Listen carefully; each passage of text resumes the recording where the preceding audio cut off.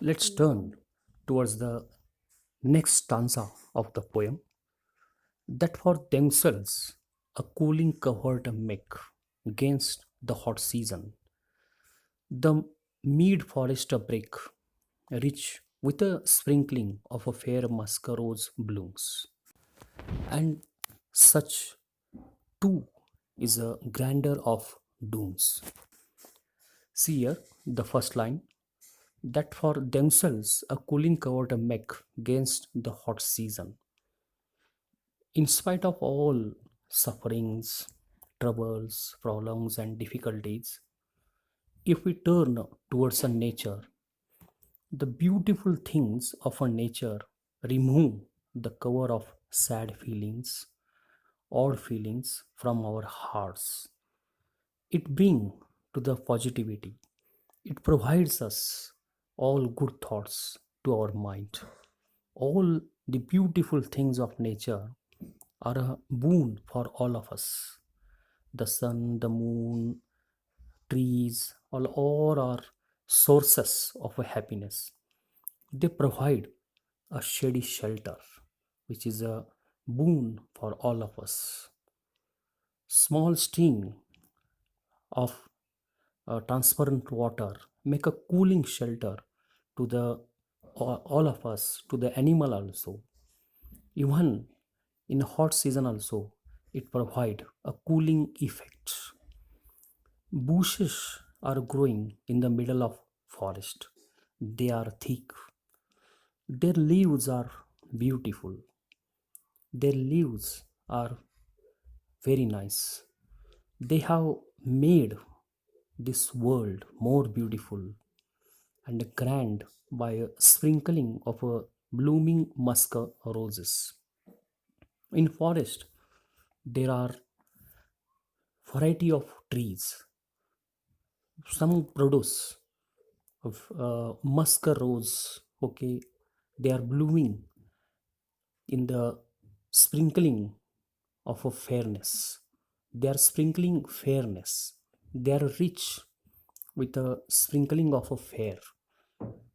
These trees they provide a cooling effect to our eyes, to our mind. Really, they give us happiness, joy. Poet Keats is a lover of beauty. He employs his senses to discover beauty. We are linked with nature. Nature is eternal. We are closely associated, closely connected to the nature. The things of beauty are like the eternal things which continues to soothe human mind, which continued to give the rich pleasure to all of us. Man is creator of his oaths. He own nature and actions make his life miserable. He faces miseries and pains, but the pall of despondence and covers his darker spirits. A thing of beauty provides a ray of hope to man. Some shape of beauty works wonders amid these sorrows and sufferings. It is a thing of beauty that removes the darker side in our mind, of our mind. Poet enjoys nature's beauty in the thick forest undergrowth. The mid forest is brimming with a blooming musk roses. Growth and decay march hand in hand. They are two vital aspects of life. Growth and decay, or end, or death, they march hand in hand. They are the most important aspects of life. The poet sees beauty in a decay and a death of these beautiful things. Kids, he sees beauty in a decay also, in a death also of these things. The line beautifully bring to light contrasting aspects of life, growth and decay. All the romantic poets stress upon the relationship between man and nature. Keats, as a great romantic poet, he is rich in imagery. Nature provides us things of a rare beauty. It keeps to give a cooling effect to the mind. It adds a beauty to this world. Keats believes that there is an unbreakable bond between man and nature. Nature beautifies the earth, fascinates man. Every object of nature is a source of beauty and happiness. It makes us to love life. Nature makes us to love our life. This nature is a beautiful bounty of earth. He uses very beautiful images to describe the beautiful bounty of the earth. Now let's turn towards the last stanza of the poem.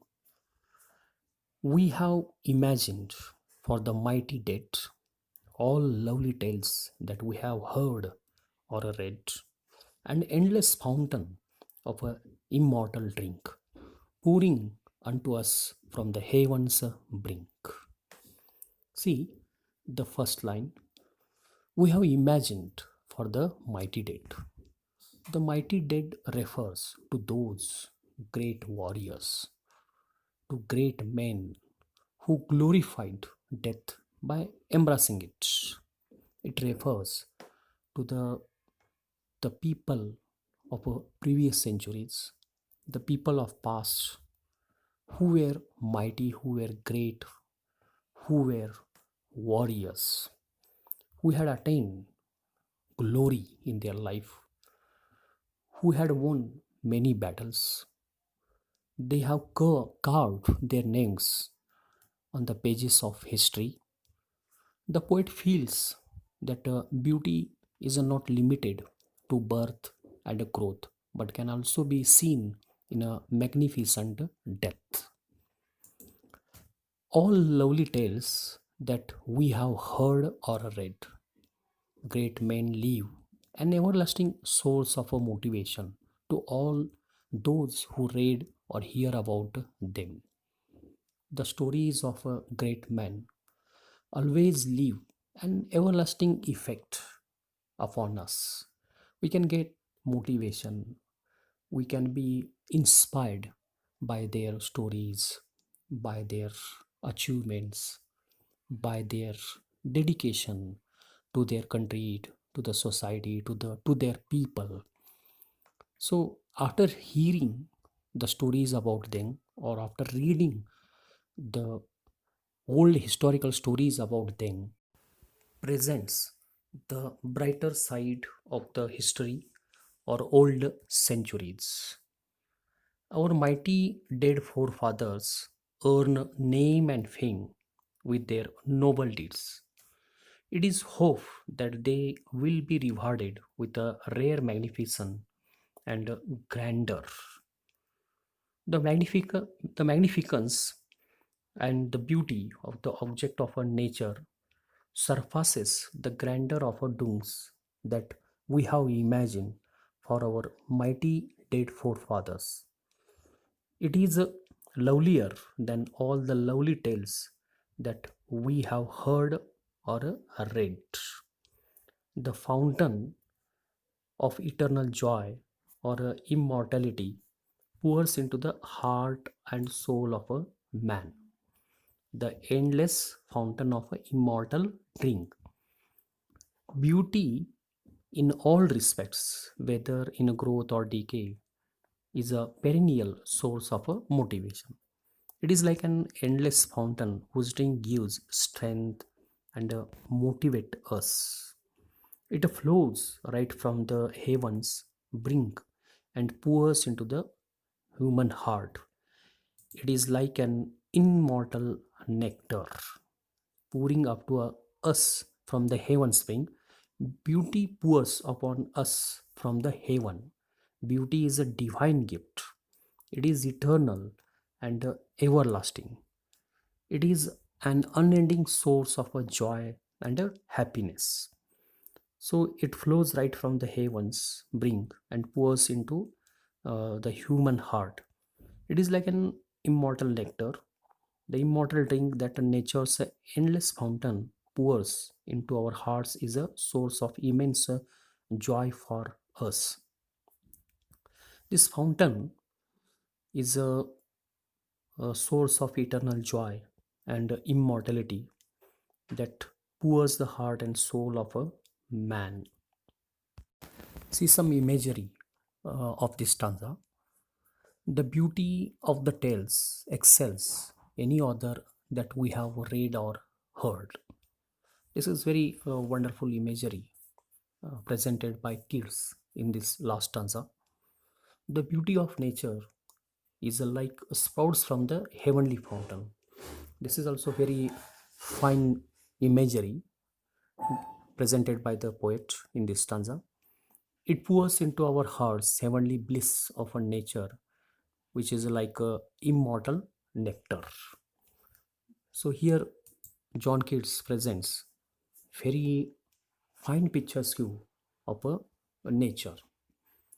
The mighty dead were people of great power, authority, and grandeur.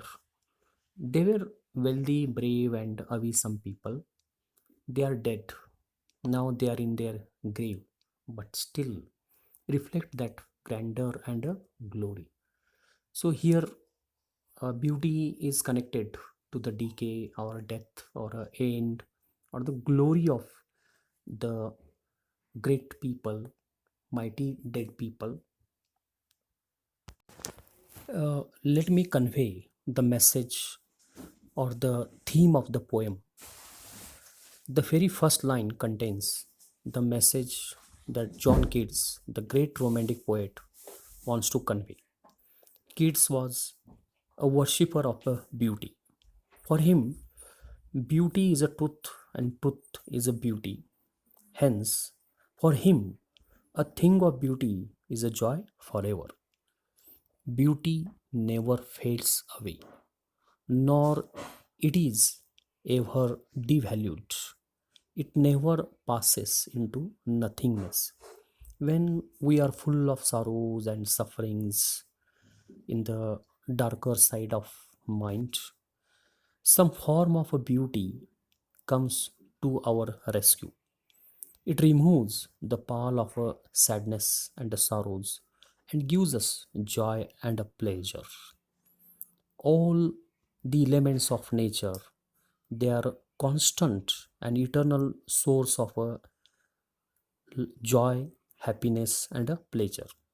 Thus, beauty and a nature are a boon for all human beings. This is the theme of the poem or the message presented in this poem by John Keats.